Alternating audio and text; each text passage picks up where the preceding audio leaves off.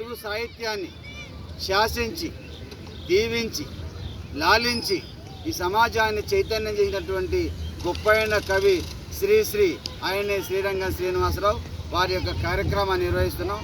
ఇటు కార్యక్రమాన్ని ఉద్దేశించి కవి పండితుడు భూరోజు గిరిరాజాచార్యని మాట్లాడవలసిందిగా సాధారణంగా ఆహ్వానం పలుకుతా ఉన్నాం.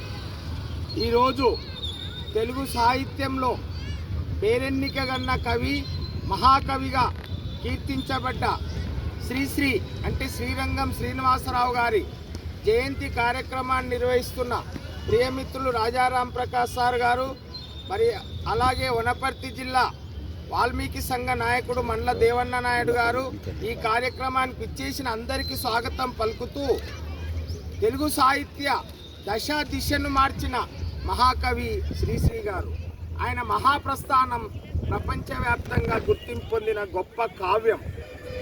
అటువంటి శ్రీ గారు 1910 ఏప్రిల్ 30న జన్మించి 1983 జూన్ 15న మరణించారు. ఒక సాంప్రదాయ కవి పూర్వము, తర్వాత ఆయన నాస్తికుడు హేతువాదిగా మారాడు. ఆయన అభ్యుదయ రచయితల సంఘం, విరసం అంటే విప్లవ రచయిత సంఘం స్థాపకుల్లో కీలకమైన వ్యక్తి శ్రీ గారు. ఆయన ఆ రోజుల్లో పిచ్చి వరిసేసి, జగన్నాథ రథ చక్రాలు, తర్వాత చరమరాత్రి, తర్వాత గర్జించు రష్యా, ఈ కవితలన్నీ కలిపి మహాప్రస్థాన కావ్యంగా 1950లో వెలువరించాడు. అది ఈరోజు తెలుగు సాహిత్యంలో విప్లవ సాహిత్యానికి, శ్రామిక ప్రజల సాహిత్యానికి, కార్మికుల సాహిత్యానికి ప్రతీకగా నిలిచింది. అటువంటి శ్రీ గారు విశాఖపట్నంలో పూడిపెద్ది వెంకట రమణయ్య, అప్పలకొండ అనే పుణ్య దంపతులకు జన్మించారు. శ్రీరంగం సూర్యనారాయణ గారు పెంచడం వల్ల, దత్తపుత్రుడు కావడం వల్ల వారికి శ్రీరంగం అనే ఇంటి పేరు శ్రీనివాసరావు అట్లా సంక్షిప్తీకరించబడి శ్రీగా గుర్తింపబడ్డాడు. ఆయన మద్రాసులో అంటే 1925లో విశాఖపట్నంలో SSLC పూర్తి చేసి, మద్రాసులో జంతుశాస్త్రంలో డిగ్రీ పూర్తి చేసి, కొంతకాలం ఆయన చిన్నప్పుడే 18వ ఏటనే ప్రభవ అనే కావ్యాన్ని ఛందోబద్ధంగా సాంప్రదాయబద్ధంగా రచించినాడు. తర్వాత వాడుక భాషలో గురజాడ నా అడుగుజాడ అంటూ మాత్రా ఛందస్సులో మహాప్రస్థాన్ని రచించాడు కవితల సంపుటిగా. ఆ విధంగా ఆయన ఆ రోజుల్లో ఆంధ్రప్రభ ఎడిటర్గా మద్రాసులో, తర్వాత ఆకాశవాణిలో ఢిల్లీ, తర్వాత నిజాం నవాబ్ దగ్గర వివిధ ఉద్యోగాలు ఆయన చేయడం జరిగింది. ఆ విధంగా చేస్తున్న క్రమంలో ఆయన ఆ రోజుల్లో మద్రాసు వెళ్ళి అక్కడ కొంత సినిమా రంగంలో కూడా మాటలు రాసేయడం జరిగింది. చాలా పాటలు సినిమా రంగంలో రాశాడు. మనం ప్రముఖంగా ఆయన పాట అల్లూరి సీతారామరాజు సినిమాలో తెలుగు వీర లేవరా అనేది చాలా ప్రసిద్ధమైన పాట. దీక్షభూని సాగర తెలుగు వీర లేవరా అని. ఈ విధంగా సినిమా రంగంలో కూడా ఆయన మాటలు రాసి ఆ రోజుల్లో గొప్ప పేరును పొందినాడు.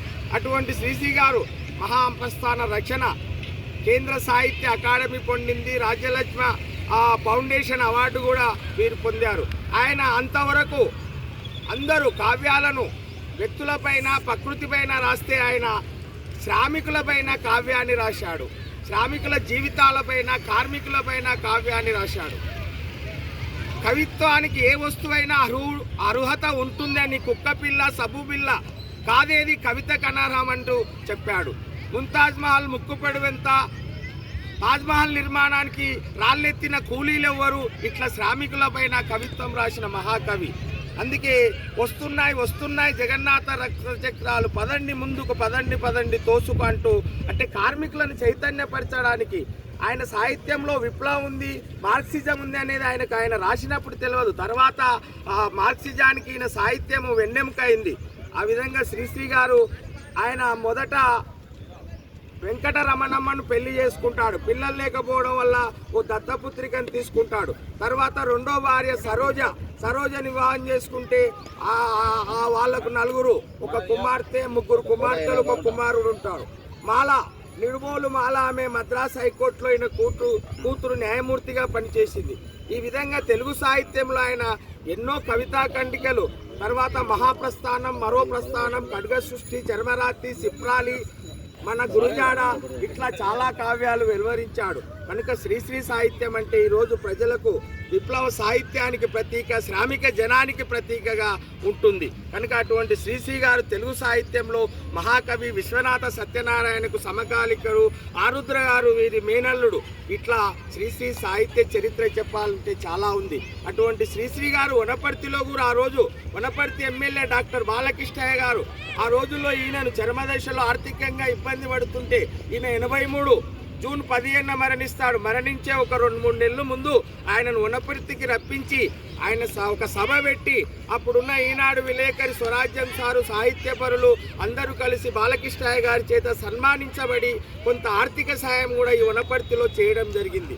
కనుక అటువంటి శ్రీశ్రీ గారు 1983 జూన్ 15న ఒక భయంకర వ్యాధితో, క్యాన్సర్ వ్యాధితో మరణిస్తాడు.